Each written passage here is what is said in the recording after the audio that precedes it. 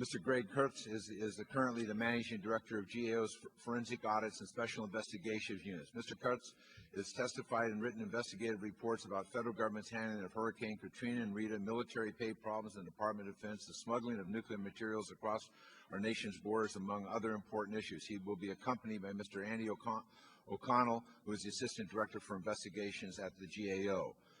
Mr. Chairman and members of the committee, thank you for the opportunity to discuss residential treatment programs for youth. There are many who claim positive outcomes for troubled youth at these programs. At the same time, there are widespread allegations of death and abuse. My testimony today addresses these allegations. My testimony has two parts. First, some background and the scope of our work, and second, the results of our work. First, since at least the early 1990s, hundreds of residential treatment programs have been established across the United States. There is no standard definition of these programs and no way to know how many exist. There are no federal laws that regulate private programs. However, some states have statutory regulations that require licensing. Common names for these programs include boot camps, boarding schools, and wilderness programs.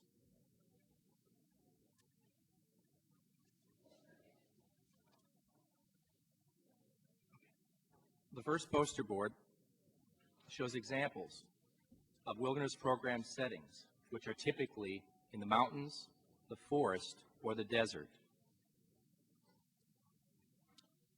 The second poster board shows first the restrictive nature of some of these programs, which you can see by the fencing and the cameras, and second, the military theme of other programs.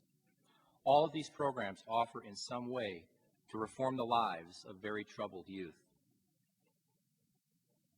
The purpose of our work was to address allegations of death and abuse at these programs. Our focus was on private programs. However, our overall analysis of the extent of death and abuse included both public and private programs. It was beyond our scope to evaluate the benefits of residential treatment programs. Moving on to the results of our work, we identified thousands of reported cases of death and abuse at these programs. Sources of these allegations include HHS, state agencies, the Internet, and pending and closed civil and criminal lawsuits. Allegations include physical, emotional, and mental abuse. Examples of abuse include youth being forced to eat their own vomit, denied adequate food, being forced to lie in urine or feces, being kicked, beaten, and thrown to the ground, and being forced to use a toothbrush to clean a toilet, and then forced to use that toothbrush on their teeth.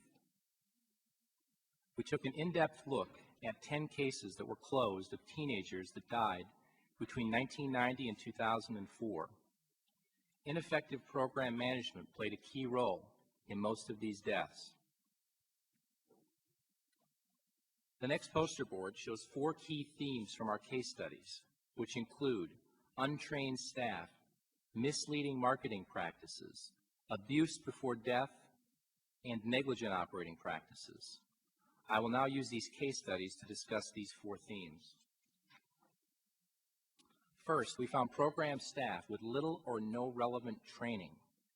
In many cases, program managers and staff misinterpreted signs of treatable conditions, such as dehydration. As a result, many of these kids died slowly while program management and staff continued to believe that they were faking it. It seems the only way staff could be convinced that these kids weren't faking it was when they stopped breathing or had no pulse. For example, in one case, a 16-year-old male exhibited significant signs of distress for nearly 3 weeks, including the loss of bodily functions. In 30 days, this 5-foot 10-inch boy dropped from 131 pounds to 108 pounds. Despite these warning signs, he was forced to continue hiking. There was no emergency response until he collapsed and stopped breathing. Unfortunately, at this point, it was too late. In another case, a 14-year-old male was forced to sit in the 113-degree sun for hours. He began eating dirt due to hunger, became dehydrated, and appeared to have a seizure.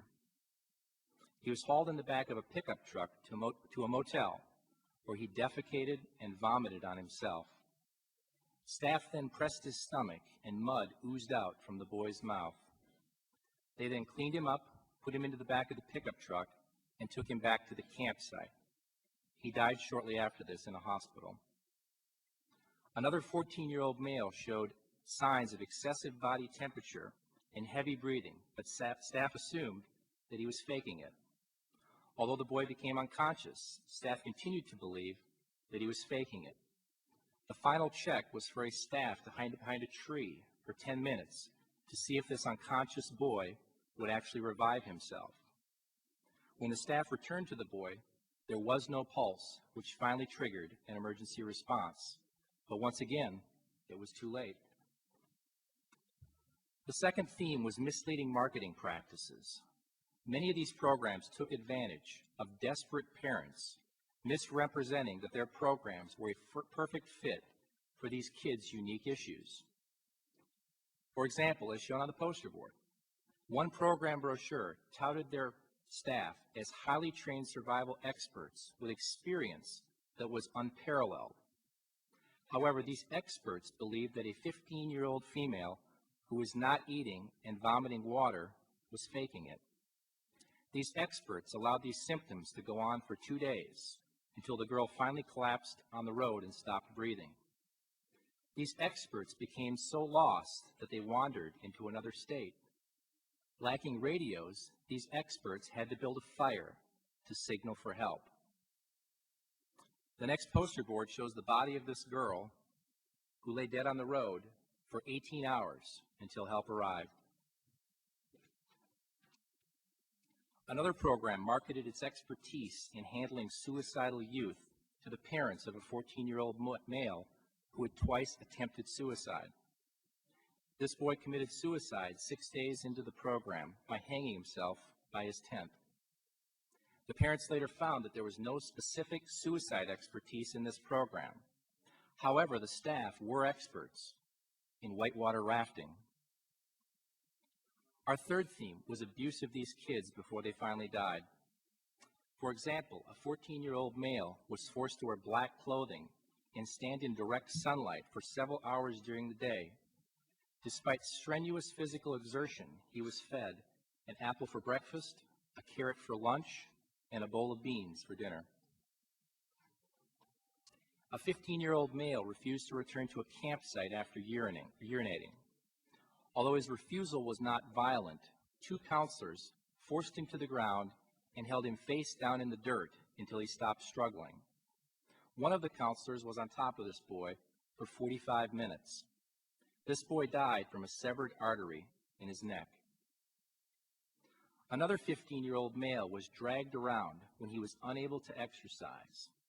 As his condition deteriorated and he lost bodily function, he was forced to wear a 20-pound sandbag around his neck as punishment. The autopsy report for this boy showed 30 contusions and abrasions all over his body. As I'm sure you'll agree, there's no need for me to elaborate further on the fourth theme of these cases, the negligent and reckless operating practices of these programs.